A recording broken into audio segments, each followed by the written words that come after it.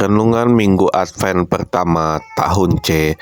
Jauhkan diri dari kepentingan duniawi, bersiap dan berjaga. Saudara-saudari yang terkasih dalam Tuhan kita Yesus Kristus, tidak terasa ya kita akan mengakhiri masa liturgi B dan kita akan memasuki masa Advent pertama di tahun liturgi yang baru, yaitu tahun liturgi C. Jadi ini adalah tahun barunya gereja. Orang Katolik seharusnya tahu, tahun A itu tahun Matius, tahun B itu tahun Markus, dan tahun C ini adalah tahun Lukas. Jadi banyak bacaan Injil ke depannya menggunakan bacaan Injil dari Lukas. Kata Advent sendiri berasal dari bahasa Latin, yaitu Adventus, yang artinya adalah kedatangan. Jadi dari kata ini saja kita bisa melihat makna dari masa Advent, bahwa kita ini sedang mempersiapkan kedatangan Tuhan Yesus. Seperti seorang ibu yang sedang hamil, yang menantikan kelahiran anaknya. Ibu itu tahu kapan anak itu akan lahir. Tentu saja semuanya itu harus dipersiapkan dari sekarang. Dipersiapkan bajunya, perlengkapannya, rumah sakitnya, BPJS-nya, kendaraannya, sampai hatinya. Sama seperti kedatangan Tuhan kita Yesus Kristus. Kita tahu Yesus nanti lahir di hari Natal, tapi kita sudah mempersiapkan diri sebaik mungkin untuk menyambut Tuhan Yesus. Tapi ada yang aneh loh pada bacaan Injil hari ini. Tahu apa? Bacaan Injil hari ini lagi-lagi berbicara tentang akhir zaman. Pada Lukas 21 ayat 25-26.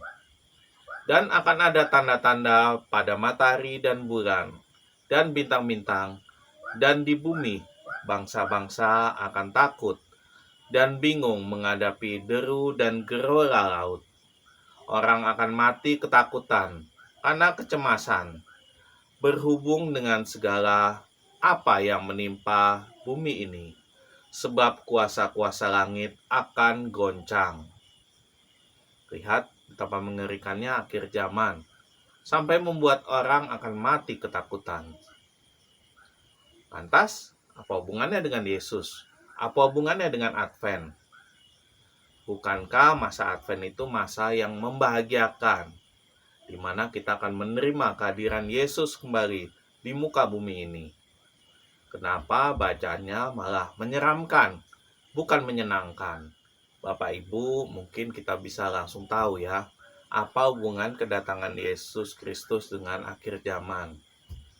Ya, pasti kita sudah tahu Yesus datang ke dunia ini sebanyak 2 kali. Di mana kedatangannya yang pertama kali 2024 tahun yang lalu, yang akan kita rayakan kembali di masa Natal nanti, sebuah perayaan yang bisa dibilang seperti perayaan ulang tahun yang kita rayakan setiap tahunnya, dan kedatangan kedua kalinya pada akhir zaman. Jadi bisa dibilang kedatangan Yesus baik pada saat kelahirannya di hari Natal dan kedatangannya pada akhir zaman, keduanya mesti dipersiapkan baik-baik. Bila kedatangan Yesus yang pertama kali sih gampang ya. Kedatangan Yesus pada saat Natal nanti, kita bisa bersiap pakaiannya, pohon Natalnya, kue-kuenya, dekorasinya, kurnya, ibadatnya, dan sebagainya. Tapi pada akhir zaman ini yang susah. Karena apa? Karena kedatangannya pada akhir zaman ini tidak ada yang tahu kapan. Ada yang meramal tahun 2000, 2002, 2022, bahkan di tahun 2024 kemarin ini ada juga yang meramal akan ada kiamat. Tapi apa yang terjadi? Semua hoax, semua hoax. Kenyataannya nggak ada satupun orang tahu kapan datangnya kiamat. Bahkan dalam Injil pun dijelaskan, putra pun tidak tahu, hanya Bapa yang tahu. Ada yang bilang COVID-19 kemarin itu sebagai kiamat, akhir zaman. Ternyata nggak juga. Nggak ada setengahnya penduduk bumi yang mati karena COVID-19 kemarin. Kenapa? Karena kedatangan Tuhan pada akhir zaman itu tidak bisa diprediksi waktunya. Yang bisa kita lakukan hanya mempersiapkan diri. Mempersiapkan diri dengan apa? Ya, mempersiapkan diri dengan berbuat baik.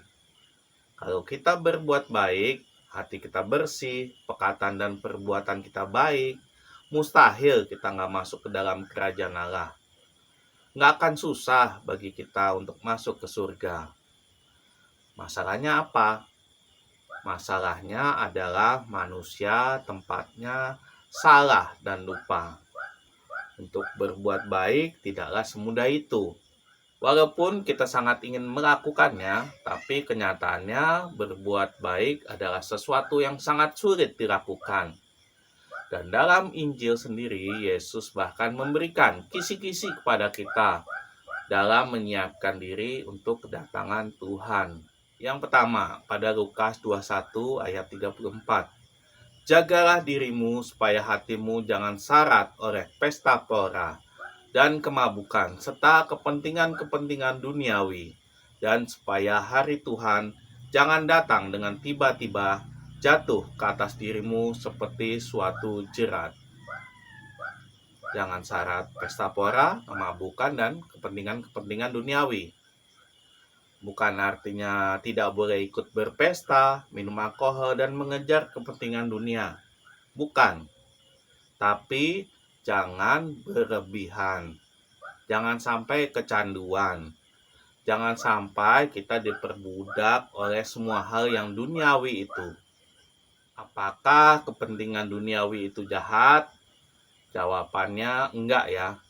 Karena Tuhan memang sengaja menciptakan hal tersebut sebagai bagian dari rencananya. Contoh paling gampang, uang. Uang itu kebutuhan duniawi. Tuhan sengaja menciptakan uang untuk mempermudah kehidupan kita dalam bersosialisasi, bertransaksi, dan sebagainya. Makanan juga. Makanan itu kepentingan duniawi. Kita merasakan kenikmatan makanan, karena memang makanan untuk dinikmati. Wanita juga. Wanita diciptakan untuk melengkapi pria. Itu juga kebutuhan duniawi loh.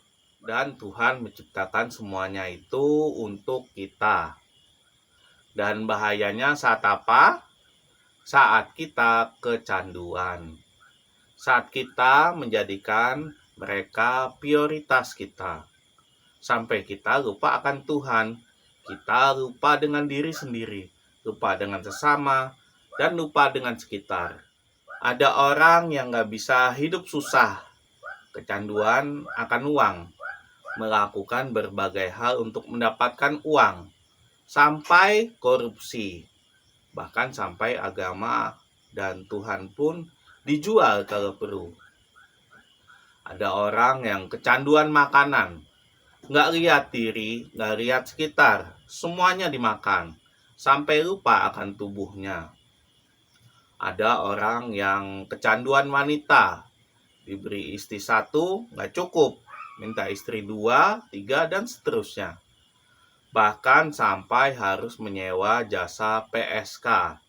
Sekarang lihat, semua yang awalnya diciptakan baik oleh Tuhan, akhirnya menjadi jahat oleh manusia karena kecanduan. Diperbudak oleh kepentingan-kepentingan duniawi. Mabuk, dan syarat akan berpesta pora. Jadi, hati-hati akan kenikmatan duniawi itu. Mereka baik selama mereka menjadi sarana, bukan tujuan akhir. 2. Pada Lukas 21 ayat 36. Berjaga-jagalah senantiasa sambil berdoa, supaya kamu beroleh kekuatan untuk luput dari semua yang akan terjadi itu, dan supaya kamu tahan berdiri di hadapan Anak Manusia, sambil menjauhkan diri dan tidak terjerat pada hal-hal duniawi. Kita harus menjaga diri sambil berdoa. Menjaga diri sebenarnya mudah ya, apalagi kita sebagai manusia pasti punya akal dalam menjaga sesuatu. Contohnya menjaga harta benda. Kita bisa sip-sipan dengan pasangan kita dalam menjaga harta benda kita. Menyewa sapam atau security, atau memasang CCTV. Menjaga diri juga, teorinya sih mudah. Berolahraga, makan tidur teratur, hati-hati di jalan, dan sebagainya. Cuma ya itu, sekali lagi, manusia tempatnya salah dan lupa. Manusia sering khilaf.